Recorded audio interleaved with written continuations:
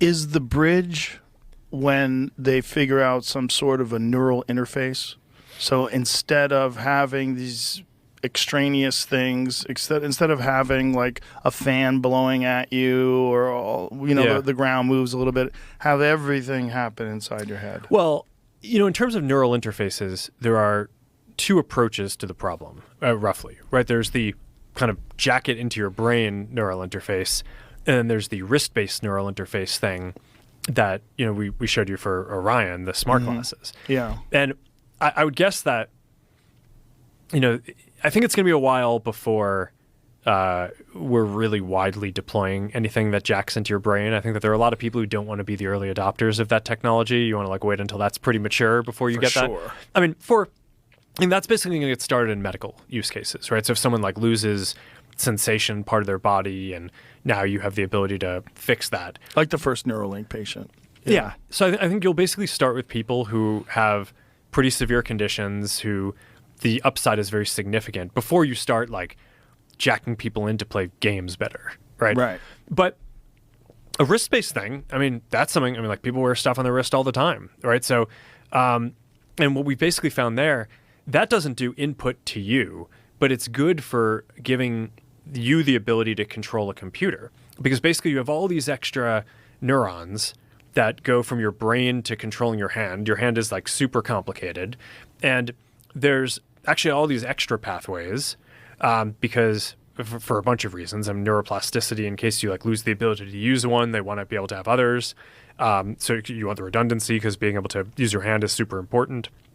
So in normal use, we've kind of all figured out some patterns of how we send signals from our brain to our hand. And I think the reality is there's all these other patterns too that are unused today. So you can put a wristband on your wrist that can measure activity across these neurons. And today we're starting by basically measuring as you're moving your fingers. But over a few versions of this we're going to get to is you won't actually even have to move your hand. You'll just trigger these neurons in opposing ways. It's you probably can't see right now. It's I'm kind of flexing something in this finger and something here. So it's not actually moving, but there's some signal that the neural interface wristband, if I were wearing it, could pick up. And I just think we're going to have glasses, and we're going to be able to be here. And I'm going to be able to text my wife or friends or something, or text AI and get an answer to something. It's I forgot something while we were talking. Let me just text AI. Okay, I just did that. It's didn't. And you take can do it away. sitting there without anyone even totally knowing discreetly. you're doing it. And you have glasses, and the answer just comes into your glasses. For me, one of the positive things when COVID hit, everyone in software basically started working remotely for a while, because you can, right? Software, it's okay, whatever. You don't have to be in the office, so you can kind of be in different places. And a lot of the meetings went onto Zoom. And one of the best things about that was basically you were able to politely have all these side conversations, right? So it's when you're seeing someone in person, it would be super rude if I pulled out my phone and just started texting someone. It would just be really weird, right? But when you're talking to someone online, it's I don't know, I guess because they either can't tell your attention because it's because there's not good presence, or if it's just the norm. But they're you have the main group conversation, and then I was at least the norm for me was I could just text different people on the side. It's okay, what do you think of this point that this person is making in this meeting? Right. In normal life, it's oftentimes I'd have some discussion, then I'd have to sync up with people afterwards about how did that go. But now it's I could just do that all at the same time, right? It's you're having the group discussion and you're having the conversations with the people about the discussion that you're having in real time. But you can only do that over Zoom. So I think being able to do that in kind of physical interactions where you're just you're interacting with people, and you can just use an AI augmentation to be able to get extra context or help you think through something or remember something, just to be able to kind of have a better conversation, be able to not have to follow up on something after the fact.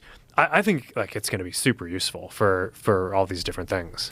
Well, it certainly can be, but I think that also opens up the opportunity for people to be even more disconnected, because if you're sort of connected to other things while you're physically in the presence of someone, So you're having a conversation with someone, but you're also like searching like where you want to eat that night.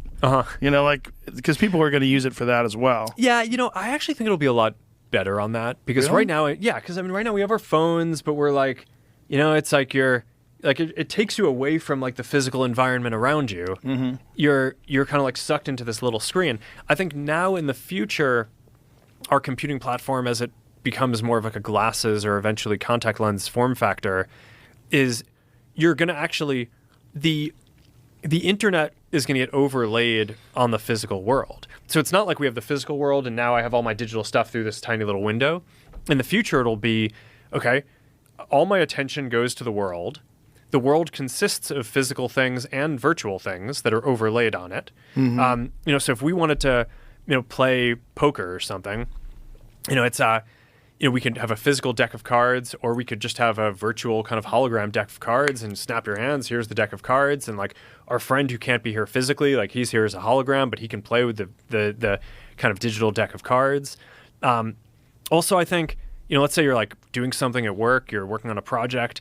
I think in the future we'll have AI coworkers. Those people won't even, they're not even people. They wouldn't be able to be embodied. So if you're having a physical meeting, you're sitting around with a bunch of people, they couldn't show up as like, you know, part of the team no matter what. But I think like we'll get to a point where just like your friend could show up in a hologram, and like your AI colleagues will be able to also. So I think like we'll basically be in this wild world where it's like most of the world will be physical. There'll be this increasing amount of like virtual objects or people who are kind of beaming in or like hologramming into different things to interact in different ways. And I actually think that natural blending of the kind of digital world and the physical is way more natural than this segmentation that we have today, where it's like you're in the physical world and now I'm just going to go tune it out to look at my like I'm going to access the whole digital universe through this like 5-inch screen. Right. So I don't know. It seems natural to me. It's like this is the world. There isn't like a physical world and a digital world anymore. We're in, you know, 2025. It's one world. Like these things should get blended.